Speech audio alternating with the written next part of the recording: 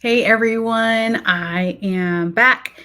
It's Dr. Hammond here with your mental health moment, and I hope that you've had a really great week.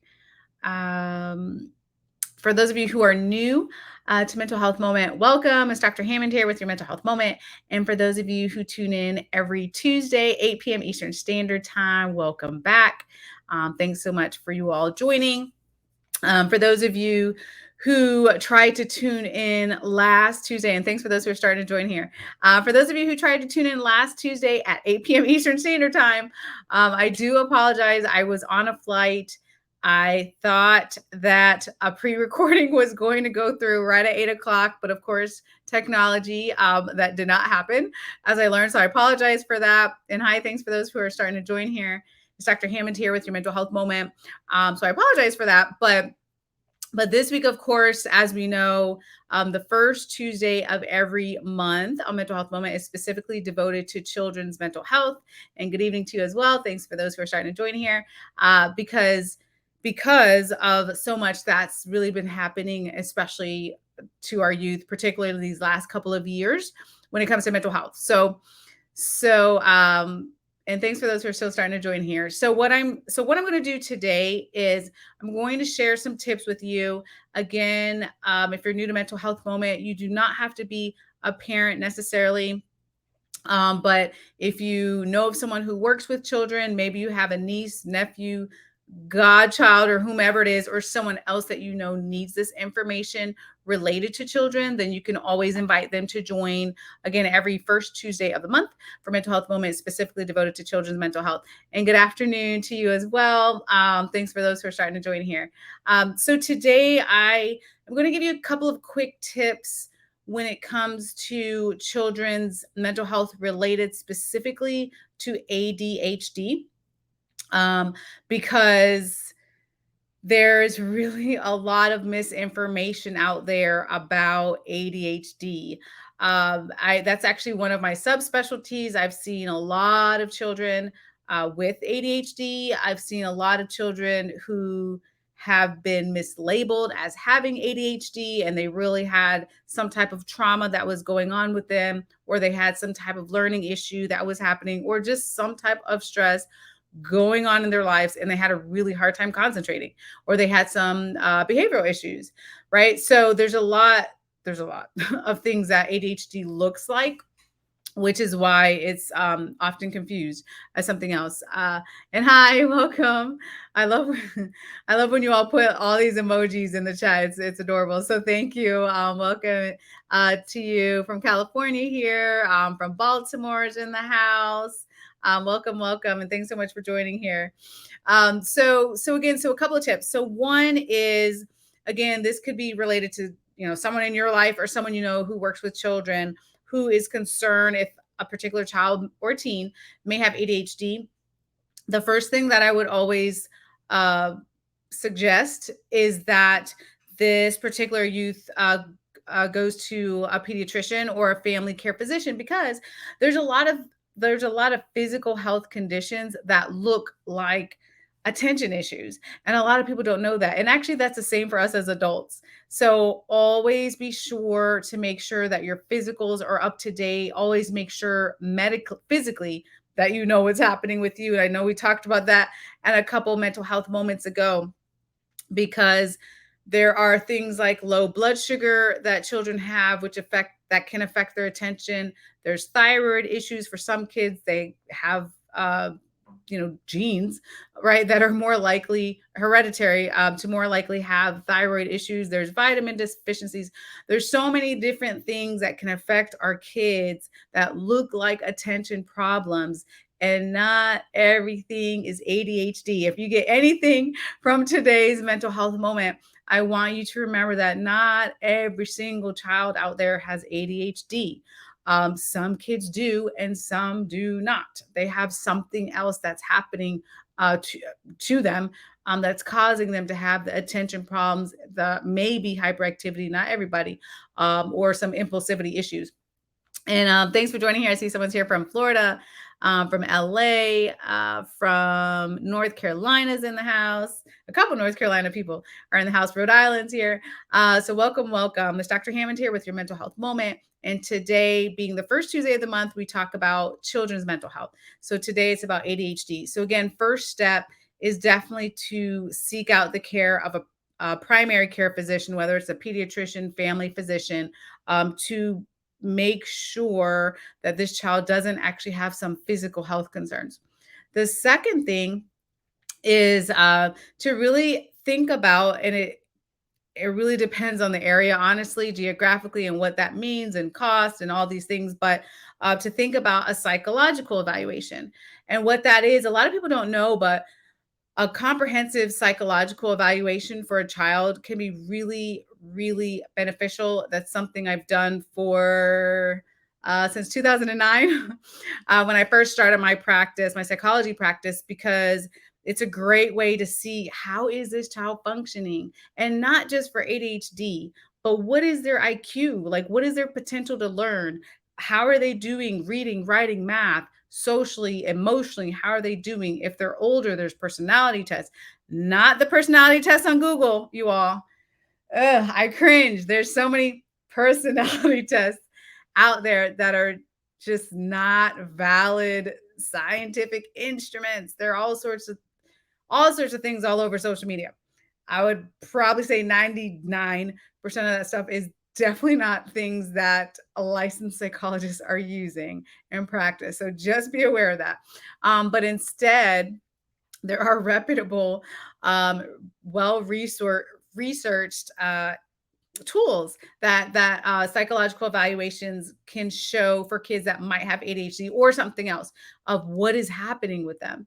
Because a lot of kids I've seen, again, some kids have depression. I don't know about you, but if there's ever been a time in your life when you've been sad about something, haven't you had moments where you can't concentrate on something? So maybe you couldn't concentrate at work, or you couldn't concentrate at home, or you couldn't concentrate in school, and your mind was on whatever it was on that was making you upset and making you sad as an adult. That's the same thing that happens to kids sometimes. So what looks like ADHD, they're not paying attention, they're not doing their schoolwork. Well, it's depression. Or for some kids, it's anxiety. Um, I have met so many kids, it's so sad, you all, that have really struggled with the pandemic, that have really struggled with all sorts of factors related to the pandemic, whether it was, I mean, back in 2020, all of us really, I'm sure, on some level had some anxiety thinking about, are we going to get COVID? Who around us is sick? And you find it felt like every minute it was like, oh, someone has COVID. I remember even through the news, you hear the celebrities have COVID, and one by one, or maybe you got a text message, or a phone call. What somebody in your family had COVID. Like, it was like this. Who's going to get it next, and how do we take care of ourselves? And is there a vaccine? And then the vaccine came out. There's just so many things that were happening during that time. And for our kids, especially, think about, we if we were stressed out as adults, think about the children, right? Think about these kids that are supposed to be worrying about cartoons and video games, and school and things like that. That's what little kids are supposed to be worried about. And teenagers are supposed to be worried about going out with their friends and having a good time. But instead, they were and still many children and teens very concerned about this pandemic, very, very anxious socially, very anxious of whether or not they're going to die, for some of them, from COVID. And it may look a little bit different now, a couple years in, but I can promise you there's still a very high level of anxiety. For our little crowd, for the little, really young ones, I mean, I was just speaking to this group a couple weeks ago in Tampa, and it was a group that worked particularly with early childhood education areas. And I can't imagine, even the youngest preschool kids, how they lost out, really, like, on a couple years of their social development. So for those kids, and I understand some kids are going to be homeschooled, and that's fine. But for those kids whose parents said they were going to send them to school, and then they didn't get a chance to go to school and to interact and have that social development. Really, I mean, that was a lost opportunity. And again, you can make it up socially, but all these things were happening, which again, all of these types of things look like ADHD. So I've seen a lot of kids that have social anxiety. Again, that looks like ADHD. So which is why I'm a huge proponent, and again, it's something I've done for over a decade of doing psychological evaluations, of making sure to thoroughly look at different parts of this person, having a full conversation with family members, getting teacher input. There's so many different parts of it because one of the things that I always preach, and at the what well throughout the last couple of years, especially after COVID and a lot of places I've been speaking in, I'm really wanting to remind people of how important it is for us to look at the whole child. Meaning, even when I have a family that might come in and say, okay, I want to know if my child has ADHD. It's really, really important though, and you can answer that question through psychological evaluations, let's say, and a lot of other different measures. But I'm also looking at the whole picture, the whole child, right? Because here's the thing: when you go to get blood work done, there is no way in the world that your doctor would ever come back with a blood work panel with one thing that they looked at. They would never do that, right? That's not, of course, you've probably seen your blood work statement, and there's all sorts of things. Half of it, honestly, are a lot of different acronyms and different parts that we may not even understand. But the point is, it's thorough. It looks at all different parts of what is going on with you physically. And that's the same thing that is important. Also, we owe it to our children to make sure that we are looking at them as a whole. What are they going through? What was their life like during COVID? Again, there's a lot of different uh, possibilities, depending on resources, depending on geographic location, how bad was COVID in that area, what did the family go through? I mean, so there's a lot of different parts to think about. But that's something I want you really to think about and maybe share with someone. If you know someone that's like, oh, I don't know if my child has ADHD or not, or maybe they work with child or children, to really think about, again, first heading to the pediatrician or some type of physician to make sure there's not something physically going on. And then thinking about also a psychological evaluation if it's feasible, to really get a bigger idea or a more comprehensive idea of what's going on with this child. And then the third part of it is to really think about, like, what do you do next, right? Uh what is the treatment if a child has ADHD? And actually the CDC, they say, which I strongly agree with, and I see it all the time, and a lot of kids that I test, but they say that about 2/3 or so of kids that have ADHD actually have something else too.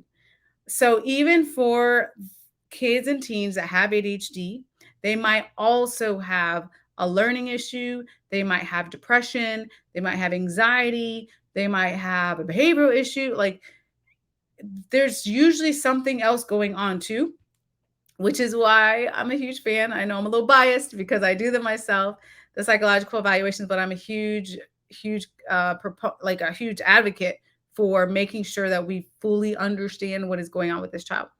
Um, and and hi, for those who are still starting to join here, is Dr. Hammond here with your mental health moment. Good morning to you as well from Kenya. It's evening for me, but I understand obviously this is a global community. So good morning to you on the other side of the world. And hi from West Africa, Tennessee, North Virginia, Ghana, New York City. Welcome, welcome, welcome. Alaska's in the house. That's pretty cool. Actually, I have heard that it's absolutely beautiful there. Side note. And that's actually one of the states that I want to head to because I heard it's just amazingly beautiful there. Hi from a couple people from Florida. So welcome, welcome. Texas is in the house as well. Yep. And someone said, so often children of color are misdiagnosed with ADHD. Why is that? Great question. It's very interesting, the data actually, when it comes specifically to children of color with ADHD, because believe it or not, depending on the community, it's very mixed. The data is very mixed. So in some communities, children are misdiagnosed, because again, I can't tell you how many times there's this quick idea. There's certain providers, I'm not saying for all, but certain providers will take 5 minutes to say, yep, you have ADHD, and have not done any thorough assessment or taken any other variables into account, and quickly diagnose ADHD. And that happens a lot with children of color. But then in other communities, it's actually the opposite. And children are not diagnosed as they should be with ADHD, and instead they're labeled with behavioral issues. They have ODD, which is oppositional defiant disorder, and it really impacts grades. It impacts academically. I can go on and on, y'all, but children of color are treated differently. I mean, across the board when it comes to punishment, when it comes to suspensions, referrals. So it really is a huge issue when it's actually not diagnosed properly. Because in theory, if it were diagnosed and you understand what the condition is you're dealing with, then hopefully you'd be treating it, or at least a school would be aware. And there's so many things that schools can do, you all, for children that have ADHD. Honestly, it depends on the school. I'm not going to lie. Some schools are amazing. I'm not naming any schools, but some schools are absolutely amazing at getting kids accommodations, modifications with their curriculum, doing things, whatever they can to help this child with ADHD. And other schools, not so much, which is an issue in the education system. But I hope that answers your question. It really is mixed data. So in some communities, children of color definitely underdiagnosed, and in other communities, misdiagnosed, which either way, that is an issue. And both ways it affects kids. So thank you for your question. Someone said, my grandson fared pretty good due to his dad and mom, but me fell apart because children are suffering and parents and those who love and care for our babies suffered equally. And I think, I'm assuming you're talking about the reaction maybe to having a child with ADHD, let's say. You know what's interesting about that? I, I've had such mixed reactions from families. If a child, again, I test kids, sometimes they have ADHD, sometimes they don't, sometimes there's something else, sometimes there's a combination of things. There's a variety of, it's test data, so there's a variety of possibilities. But typically, I actually get a really positive reaction from the families, because they're actually like pretty grateful to be like, oh, this is what's happening with my child. Thank goodness I learned that my child has a learning issue, or they had depression or anxiety or ADHD or whatever it was, so that they can move on and be on the step to help this child. Because a lot of times we're trying to help children, but we're really not treating the right thing, which is a problem. If you have high blood pressure and your doctor gave you medicine or insulin for diabetes, right? Like that wouldn't make any sense, right? You can't, you can't, or you're getting blood pressure medication and you really have diabetes. Like, it's not going to work. But this is what happens, you all. I know I'm getting on my soapbox tonight, but this is what happens over and over and over to kids. We quickly label, they get treated for something they don't even have. And then it's like, we don't understand what's going on. Well, they didn't have ADHD in the first place. So if you're giving ADHD medication, but they really have a learning disability, it's not really going to necessarily help them. So again, I'm just speaking from over a decade of seeing the same things over and over, which is why a mental health mom, I'm sharing, not only sharing these stories, but sharing this information with you, so that hopefully we can get into a pattern of prevention for our kids, and help them. But I definitely want to answer your questions as well. Someone said, can psychological evaluations be considered a wellness visit? I fear my child being misdiagnosed or mislabeled. So no, they can't be considered a wellness visit, because typically at a wellness visit, let's say with a pediatrician, then, what the pediatrician or physician can do is they can do blood work, they can do any type of screeners, and it's a little controversial, but there are some pediatricians, yes, that do ADHD testing technically, which is a quick screener. You fill out a form, and a teacher may fill out a form. So technically, yes. Do I like that idea? Not really. It's better than nothing, but I would prefer, again, there's resources involved. A lot of times insurance companies don't cover different types of testing. So I understand that is a barrier, but to get a comprehensive evaluation, you're understanding more than just um, what the teacher thought on a form and what you think on a form for ADHD specifically. Again, it's like getting blood work for one thing, and then it says yes, ADHD or no, and you know nothing else. That doesn't help when we think about looking at the whole child. I've seen kids who are gifted, very high IQs, and they have a learning disability. I've seen kids that are very low IQs and they have ADHD, or high IQs, ADHD. Like there's so many possibilities, which is why testing is so important. But yeah, great question. Fear child being misdiagnosed or mislabeled. So what I will say is that it's more it's easier. I mean, just being frank with you and honest with you, it's easier to mislabel when you don't have a lot of information. And it's not really, well, let me take a step back.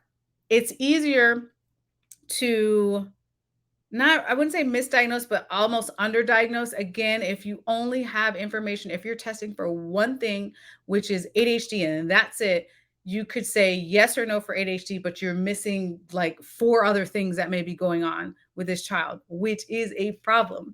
Because if you have behavior problems and you're not learning, and now you need to repeat a grade, and now you're making C's, D's, and F's. All these things are going to keep happening if you're only treating one thing and half the other things have been forgotten about.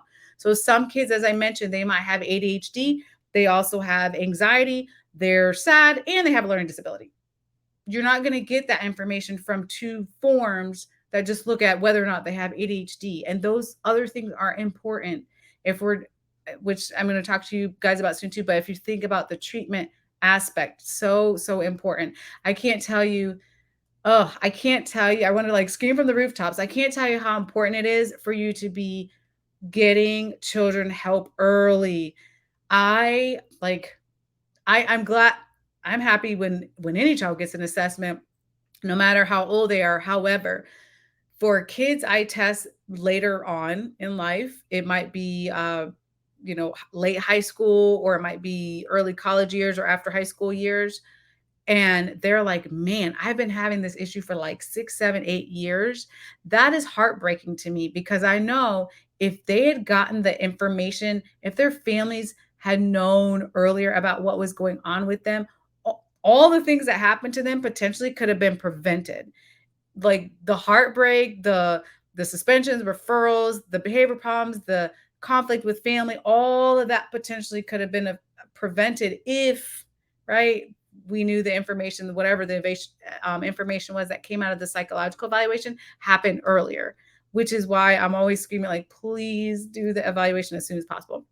So yeah, so great question. Um, No worries at all. Someone said I missed the lesson on last week.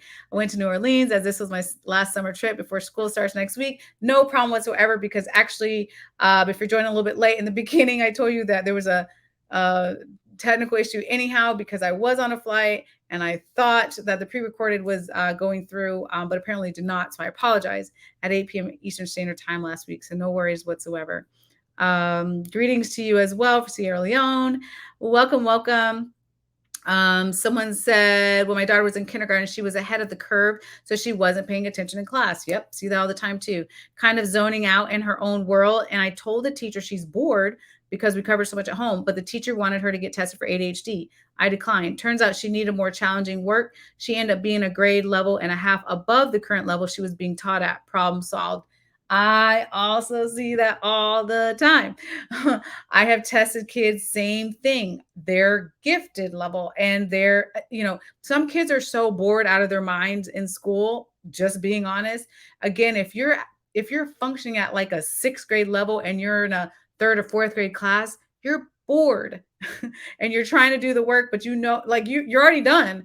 You're done when half the kids are still working on their test or their assignment. It's boring, And for some kids, it causes behavior problems because they're like, oh, what else can I do?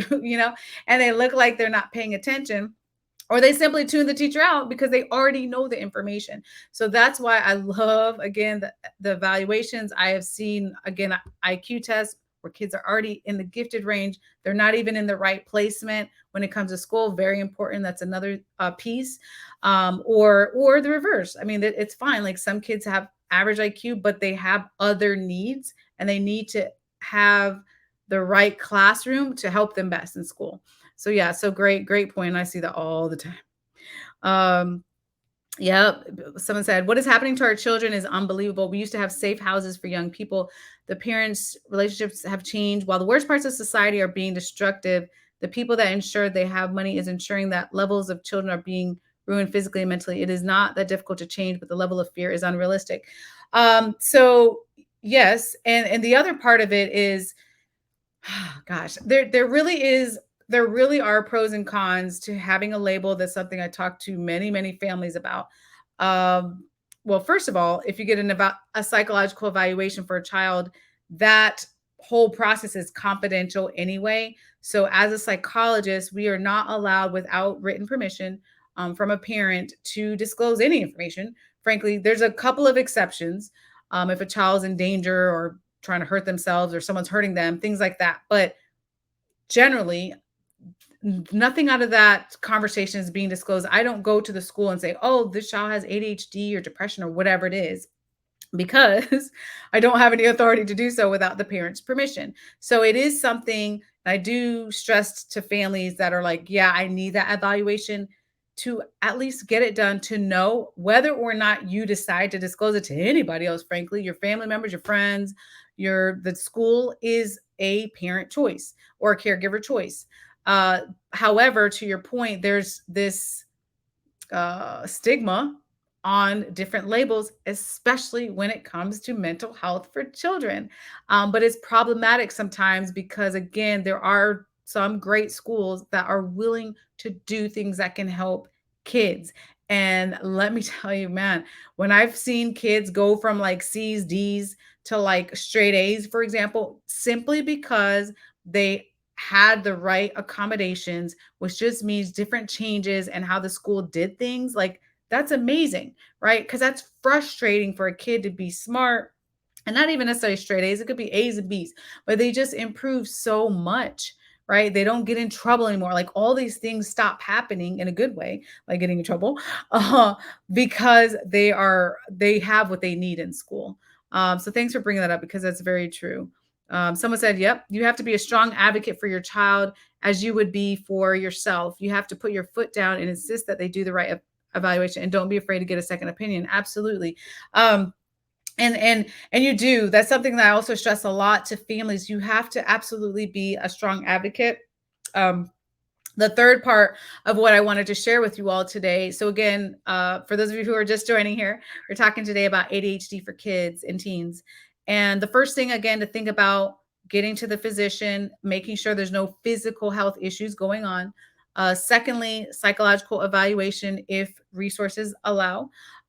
Third thing is then the next steps are treatment for whatever it is that's happening with this child, whether it's ADHD, depression, anxiety, learning disability, or whatever it is in the world of mental health that's happening with this child. So it is important to be an advocate there. When it comes to treatment, again, I always think of whole child.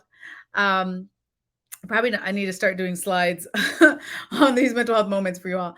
But I always think of the whole child. So again, how are they doing physically? How are they doing academically? How are they doing socially, emotionally? How are they doing spiritually? Like how as a whole are they doing? And then you can put into place the treatment they need for that particular area they're struggling with.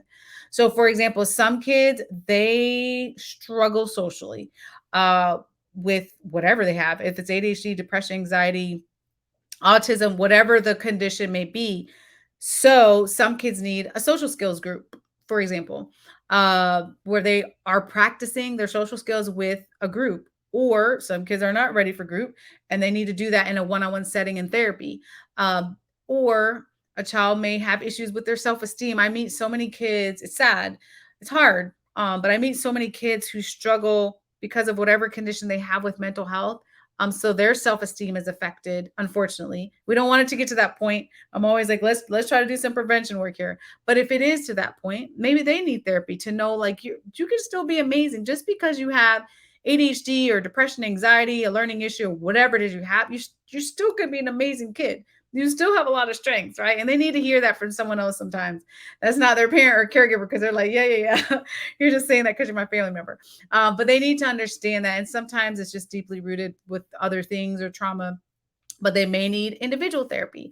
And then there's a lot of parent skills training, meaning it doesn't ever mean like someone's a bad parent. It just means that, hey, you need information, whether it's a group or individual therapy, to know how do I best help this child. So that could be parent sessions. So and I can go on and on, but there's a lot of different ways to approach different types of therapy and different types of resources. The main thing is to understand how is this child affected, again, whether it's ADHD. I know we're talking about ADHD today, but whether it is ADHD or something else, how are they, where are they struggling? Where are they not functioning as well in? Because again, I have kids that are like amazing academically, socially they're struggling. Or I have, the opposite. They're falling apart emotionally, doing well in school, or they're falling apart academically, but they're okay emotionally. Like there's just different variations. So how is this child doing? And someone says, what measures do the schools take for kids who have ADHD? Great question. And good evening. Thanks for those who are starting to join here. What measures do the schools take for kids who have ADHD?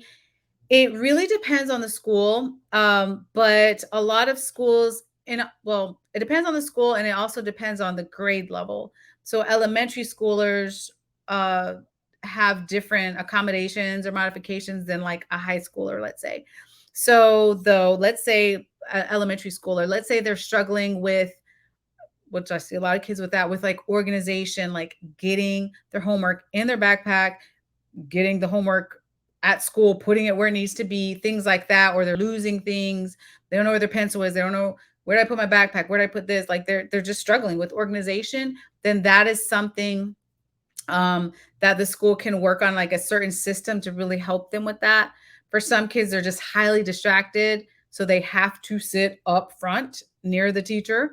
So they're not seeing all these, 20, 30 other kids in their classroom and they're wondering what this person's doing, that person's doing, right? So we reduce distractions. For the older crowd, it again depends on the school, but there's a lot of different things. There's note-taking services that can happen. They can limit the amount of homework. If the student is overwhelmed, it doesn't make sense. If it's supposed to take 20 minutes for a child and it's taking them 2 hours to do that assignment because they just cannot, they have the severe level of ADHD, that's not really fair to them. So a lot of times they can reduce the amount of homework, and it wouldn't be to the point where they're not learning as much. It would just really help them to reduce the frustration. So those are just some examples. There's a lot more. And actually, a good website to see other type of accommodations for ADHD or other conditions for kids is called helpguide.org also really has good information. And also there was another one, Chad .org as well as CHADD.org. I believe it's .org. You can put it in the chat. Someone can put it in the chat. But they have a lot of great information as well for, actually children and adults with ADHD and those types of resources. But yeah, there's a lot that schools can do. I can go on and on, but there's a lot that schools can do. It just really, it really takes a conversation and an advocate, as someone was saying, to make sure that that the necessary resources are in place and that they're getting a customized plan that works for them, depending on their needs. Great questions. Someone said, can lack of vitamins and minerals be a part of the issue? So that's a great question. Actually, probably more of a pediatrician question. I would say that I have, I guess, a pediatrician colleague who really stands by the idea. And again, probably honestly, if you ask around, you're going to get a difference of opinion. But I did have a pediatrician colleague who really strongly believes that there's a lack of supplements or vitamins, and just physically how children physically the issues that children are having are contributing to ADHD type of symptoms. That's what she's seen in her work. Um, and I really think though it's important again to head to the physician to check all of that, check vitamins, a very thorough evaluation. Most little kids are not getting blood tests and things like that. But if ADHD or some other mental health issue is a concern, I still always recommend to get as thorough as you can that information to find out, is there anything lacking in this, in this child physically as well. So yeah, great question. Someone said, I have a young adult that needs help now, but she will not go to get help. How can I advocate for a young 25 years old presenting what looks like schizophrenia? All they do is eat and stay in their room. What steps can I take to get her moving towards getting help? Yeah, and it's, it is really tough. So obviously today we're talking about children and teens, a little bit easier. Uh, but the adult ages, it is a bit harder because I mean they are legally an adult.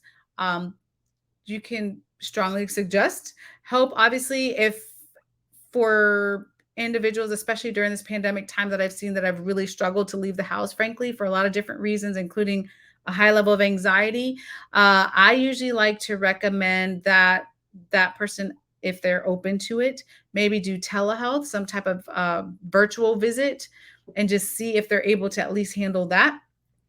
If not, because that way they don't even have to leave their room, right? You could be in your pajamas and do therapy nowadays with all of the virtual resources that are out there. If they still don't want to do that, though, then honestly, the best thing to do as a community is to find the resources that can be as supportive as possible to them. Because unfortunately, not everyone is open to therapy. I wish I had a magic wand and everyone was open, but that's just not the reality. So we try to advocate, try different levels. If it's like, okay, you don't even have to leave your room, try to speak to a therapist virtually through a computer or even a cell phone. If not, again, like I said, doing different type of wraparound services, supportive as you can be is going to be really helpful. And also helpguide.org has good information about how to support someone who has a mental health issue. So that's a great question. Um, Someone said, let me see. My grandson has ADHD and he's only given his medicine when he's with his mother and not when he's with my son. Can that be problematic? Yes, it can. So I would, in that case, so I don't prescribe any medication. So I'm a psychologist, not a psychiatrist. But I would definitely recommend in general, if someone's having that issue, to think about consulting the physician, whoever's prescribing medication, so that they can see how to best rectify that situation. It sounds to me, again, I don't prescribe medication, but it sounds like it would present an issue. But again, definitely a conversation that needs to happen with the physician, and then they can assess like how to best help. But yeah, great question. Um, Someone said group can give them the ability to see that they're not the only one. I see building friends, understanding why they have this without feeling alone, and it builds confidence. It does. It really does. Even in public, someone said, even in public schools, the help varies according to where the schools are located. And that's really not fair at all for low income families of any color. They should get the help they need, regardless of if the government is paying for it. Couldn't agree with you more. I literally can talk for 3 hours on that.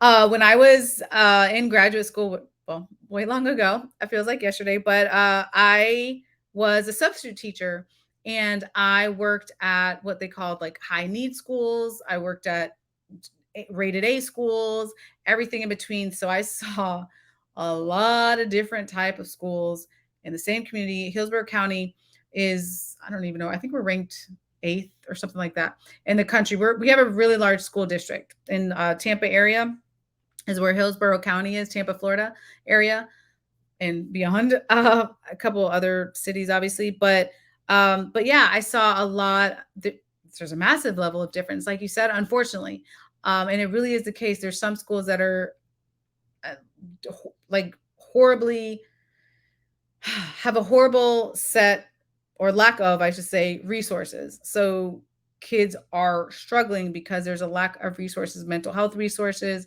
educational resources within certain communities, whereas other schools are like thriving and have the latest technology and all these types of things. So unfortunately, to your point, the schools are not at all equal when it comes to mental health resources, when it comes to educational needs, which is a problem.